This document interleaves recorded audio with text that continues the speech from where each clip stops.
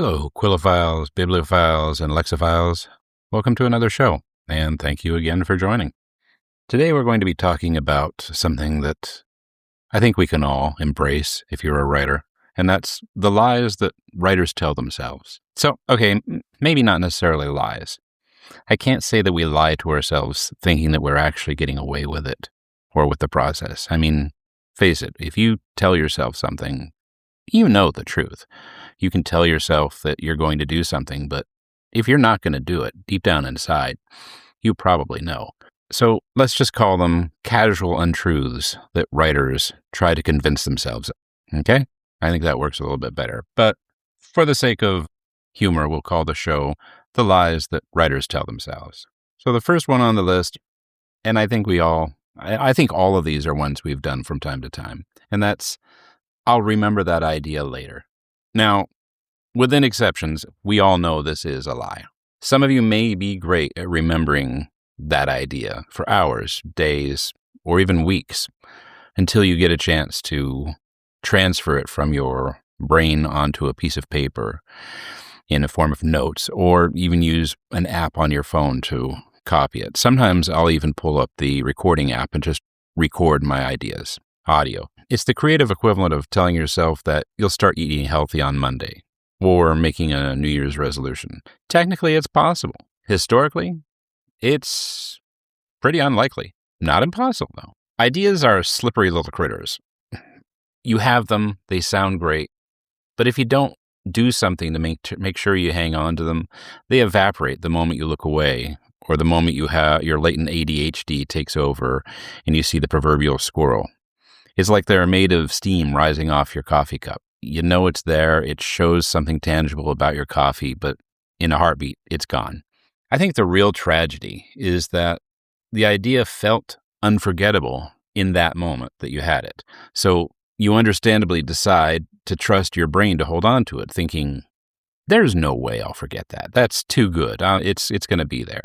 But your brain is a chaotic attic full of half-finished projects, grocery lists, things your spouse asked you to do, and that one embarrassing thing you said in 1998 that just seems to come up in your head. The fact is that unless you're one of those lucky people that do have a habit of remembering everything, if an idea doesn't get written down or recorded in some way, it's not being saved for later. It's being sacrificed to the gods of cognitive clutter. And every writer has mourned the ghost of at least one brilliant thought that they were sure they would remember. For me, this is why I journal, or at least why I keep notes on my phone on a tablet. I mean, you should see the notes on my iPhone.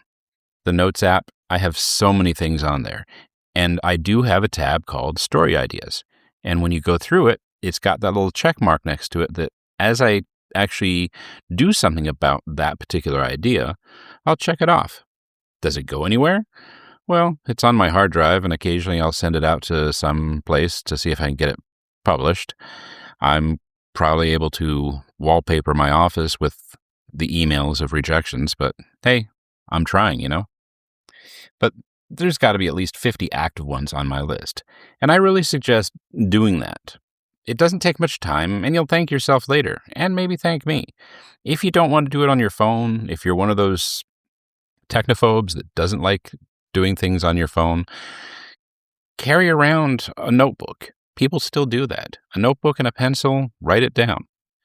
But do something to record it, because you don't know. That might be the next big story, and it could make you a mint. And if that does happen, let me know, and I'll send you my P.O. box for whatever commission you feel like you want to send me. The next one is, I write better under pressure. This one is the seductive lady in the room because it actually does contain a small modicum of truth. Pressure can make you write faster. Anyone who's waited until the last minute to turn in a term paper or essay will attest to this. You learn that you can light a fire under your hindquarters and get it pumped out. But is it better, or is it even good? And yes, I forgot to mute my computer. I apologize. That's the myth we tell ourselves, though, to justify procrastination dressed up as productivity. Writing under pressure is like cooking with a smoke alarm already going off. You might get something edible, but it's speed over quality. And the food might be something you can choke down, but you're not going to impress anyone. Likewise, the same case with writing. It may be legible and somewhat coherent. Sometimes it might even be pretty good. But will anybody want to read it? Will it win any awards? Is it something you're going to look back on later and say, wow, I did a heck of a job. I should do that again. The adrenaline rush tricks you into thinking that you're doing your best work. When you're really just sprinting through a maze, you could have walked with intention. The worst part, when the deadline passes, you swear you'll never do it again. Right up until the next time you do it again. Think of it like that time you decided to do sake bombs all night at your friend's wedding party, then swore the next morning as you prayed to the porcelain throne that you would never do it again. Until you did. Or until his next wedding. Another thing to keep in mind if you're using the fact that you work better under pressure writing an essay or writing a term paper versus writing creativity is that term papers, essays, and things you may have done for school that you use as your reference, they are there to convey knowledge. They are there to convey stuff you have studied and worked on and need to present in a way where you're either educating someone or you're showing that you learned something. The creative process doesn't work as well. And again, that's subjective. There are some people who work great under that kind of pressure. So I'm not saying this is true of everybody. But the creative process requires you to take a little bit more time when you're writing. So don't pressure yourself. Don't put yourself in that position. If you've got a story you want to tell it at your pace. Don't rush. You're going to miss something and you're going to make it seem, people are going to read it and they're not going to know. People are going to read it and they're going to know that you rushed through it. Another one, the third one here, readers don't care about metadata. Now, anybody who's worked with any type of data sciences knows what metadata is. Metadata is data about data. When you're looking at that in form of numbers, you're talking about numbers about numbers. You're talking about deep dives into what you're the story you're trying to make the data tell people. But with storytelling, it's data about the people, the background of the people. The lies whispered by every writer who wishes the business side of writing didn't exist is that metadata feels unsexy. These are keywords, categories, blurbs, covers, things that pull the potential readers in, the scaffolding that lets readers find you and find that thing you poured your soul into. Pretending that metadata doesn't matter is like opening a bookstore with no signs, no sections, and all the lights off. Readers care deeply about metadata, even if they don't realize they do, because of how they decide whether your book is for them. They don't call it metadata, of course. They call it the vibe, the cover, the description, the thing that made me click. Ignoring metadata isn't rebellion, it's self-sabotage. For example, I used to have a friend. He one time watched me purchasing books in a bookstore, and he said to me, "You buy books based on their cover, don't you?" And yeah, I'll go there and say sometimes I do. I also do read the inside of the cover to see what the story's about. That's the part that's important. Typically, people are not going to buy a book without any knowledge of what's in it. I mean, it may be true if you have a particular author you like and you know that they're going to write good. For example, Andy Weir. I mean, I'll pick up anything he writes simply because I love all his work. I'll go out and buy a roll of toilet paper specifically because he wrote the cover to it or he wrote the information on the back, if that's what he decided to do. I like his work that much. So keep that in mind. Metadata, it's important. Here's the big one. Number 4, I don't need to read to write. This lie is the equivalent of saying, I don't need to eat to cook. Reading is the fuel, the training, the apprenticeship, the ongoing education. It's how we absorb rhythm, structure, and pacing, emotional resonance, nuances, and the 1,000 tiny craft decisions that make the stories work. When writers claim they don't need to read or they don't read, what they usually mean is they're afraid of being influenced, afraid of not measuring up, afraid of discovering how much they still have to learn. But reading isn't a threat. It's a gift. It's the gym membership your creative muscles need, and skipping it only weakens the work you want to do. One of the best things I've always come back to, and you're going to hear me talk about him, I've already talked about him several times. In his book On Writing, Stephen King touches on this. It is one of the most important pieces of advice that he has ever given, or that always resonates with me. If you want to write well, read. Reading, whether you know it or not, whether you feel it or not, trains the brain. It lets you feel what others are creating, the good and the bad. When you start writing, whether you realize it or not, you are influenced by the stuff you've read. I can sometimes sit and read a book and have a pretty good idea who that author's influences were and who they liked to read on a regular basis, based on how they write. So never think that reading is not important. Even if you're listening to an audiobook, we had this discussion on one of my past shows. It's important to read. It's your way of seeing what else is out there. If you read physical books, if you read ebooks, if you listen to audiobooks, whatever it takes, do it. Number 5 is one that it's kind of hit and miss. It's kind of a split one. And that is, I'll fix it in the next draft. It's the comforting lullaby of the procrastinating perfectionist. This lets you avoid the hard decisions in the moment by outsourcing them to the future you, who, by the way, is already exhausted and would like present you to stop making promises on their behalf. I'll fix it in the next draft becomes the catch-all excuse for every plot hole, every clunky sentence, every character who refuses to behave. But the truth is, the next draft won't magically fix anything you didn't confront in the first one. Revision is not some fairy godmother. It's a construction crew. And construction crews need plans, not wishes. Not good intentions, not hopes. Now, all that being said, I do have to tell you that there is a lot you will correct in your draft revisions. That is what they're for. You should never write something and immediately declare it done and send it off for print or publication. I mean, there are people who do that. That, to me, is like sending your child off to school and then remembering after they're out the door that you forgot to change them out of their pajamas. But it's also important to pay attention while you write and correct the glaring stuff as you go. You'll catch it, and you'll catch the more subtle stuff on the next pass, the stuff you may have missed.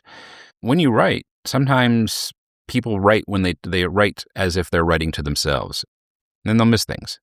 But if you see something glaring, just correct it then. For example, using the word then too many times. I think a lot of us are guilty of that. Just correct it as you go. Number 6 is kind of a catch-all for the people who are just getting started and haven't actually taken a chance to send anything out. And that's, once I'm confident, I'll start writing. This is the lie that keeps more books unwritten than any other. Confidence does not precede writing. It follows it. Waiting until you feel ready to write is like waiting for a mirror to show you a reflection of someone who hasn't stepped in front of it yet.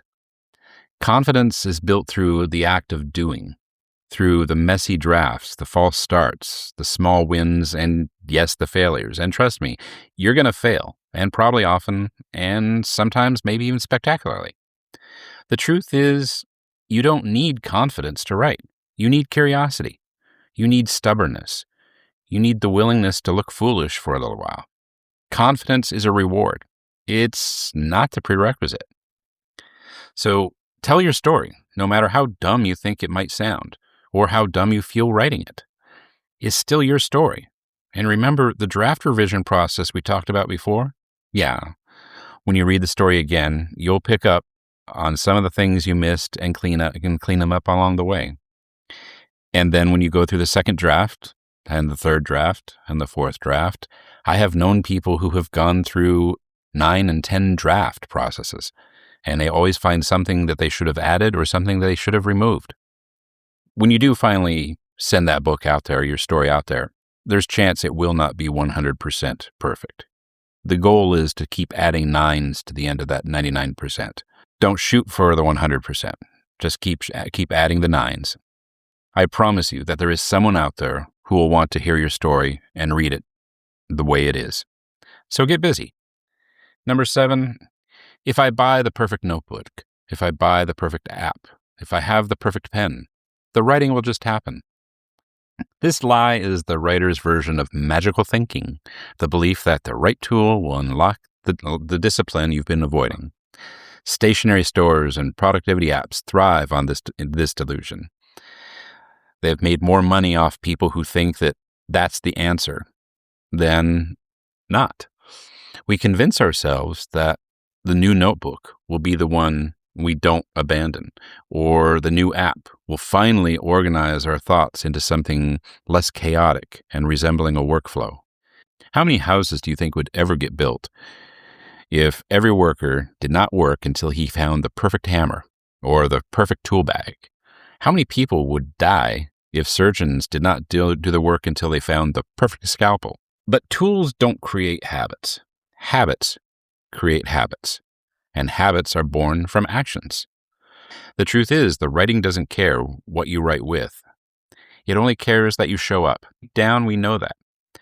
But buying a new pen is so much easier than facing a blank page for many people. And that's what you got to pull yourself away from. There are people out there who still use typewriters because that works for them. But just get out there and start messing up that piece of paper. Start throwing scribbles on it. Put out what you hope is going to be the next great story.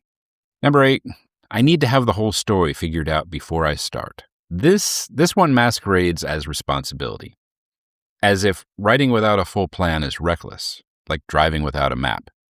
But stories aren't IKEA furniture.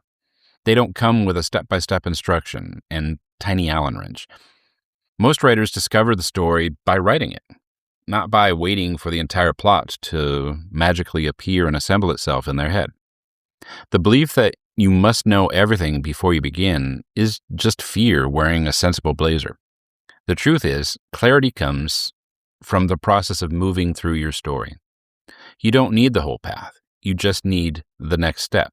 And the next step, you may not even know. It may come to you in the process of writing. I'll tell you a little story about me. I will have the basic idea of how I want my story to work, and I'll outline it that way. If the story is going to be a long one, I'll even create a timeline on my wall with Post-it notes and string. Yeah, I'm that kind of old school. But I've lost track of how many times I'll be writing and following my plot line when all of a sudden one of my characters tells me, and I'm almost not kidding, that they don't want to do something that way or that they don't want to do that particular thing. And I listen to them. I can't tell you how many times I would write a story and I know where I think I want it to go, and something about the character changes, and now I change the story because the character has evolved while I've been writing. So remember that the writing process is fluid. Go into it with an idea and a destination, but be ready for detours and potholes and plot complications along the way. And understand that you probably don't have the whole story figured out yet. You may not even have it all figured out until you write the final line, saying the end. And you may end up saying the end and adding a question mark because your story went so well, you figured out a way to maybe carry it on to a sequel. There are some authors that will tell you not to do that, but if it works, it works. Number 9 is one that I think everybody has said, and it's another situation where you just have to punch through, and that's, I don't have time to write.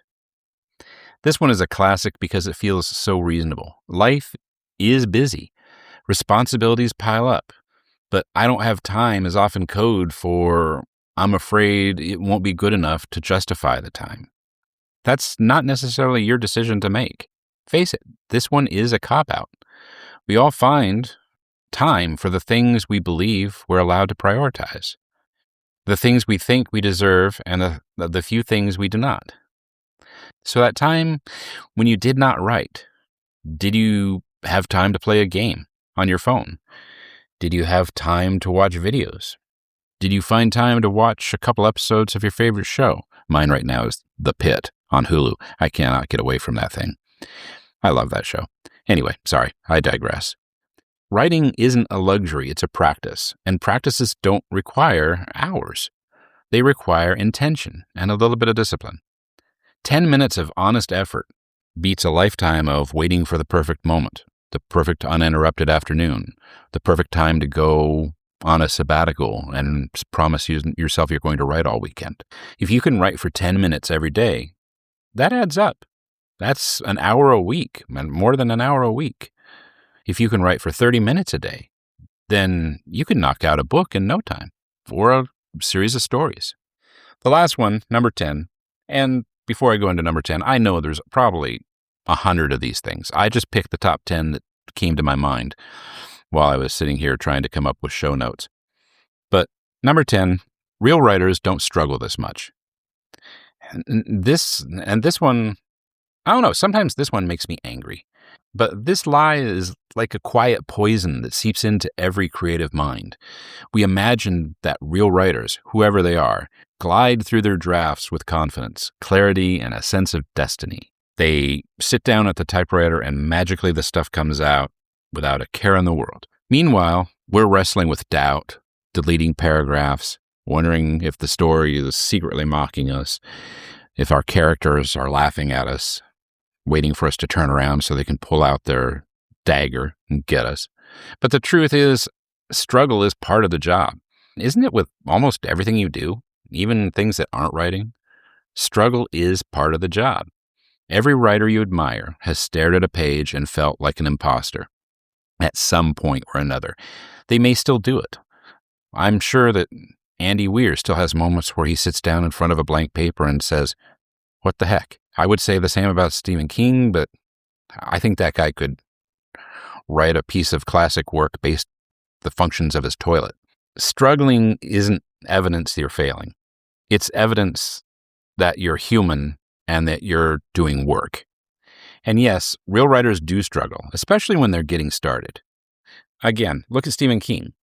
Working out of a trailer and his day jobs were a janitor and a teacher. Then Carrie came along. Look at Octavia Butler. Great writer, by the way. Everyone should read her. She was working as a telemarketer, a dishwasher, and a couple of other jobs in addition to struggling with dyslexia. Kurt Vonnegut, car dealer and PR man for GE. Writing in his spare time. Look what he did. J.K. Rowling, on public assistance and a single mom. But she did it. There are so many other examples out there, and I didn't go into all of them. I just touched the ones I knew of from my own reading. But there's lots of them out there that had a heck of a time getting started.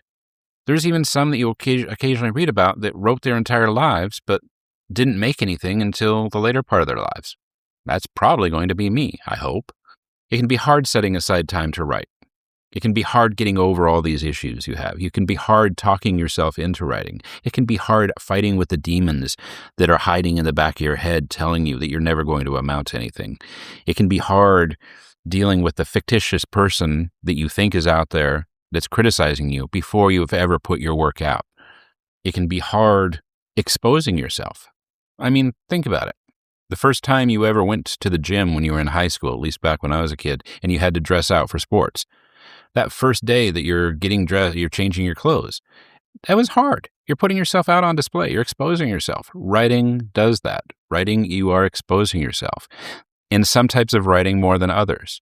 I mean, I look at my writing and I put it out there, and most of it is science fiction, and just recently I found that I'm actually not too terrible at romance.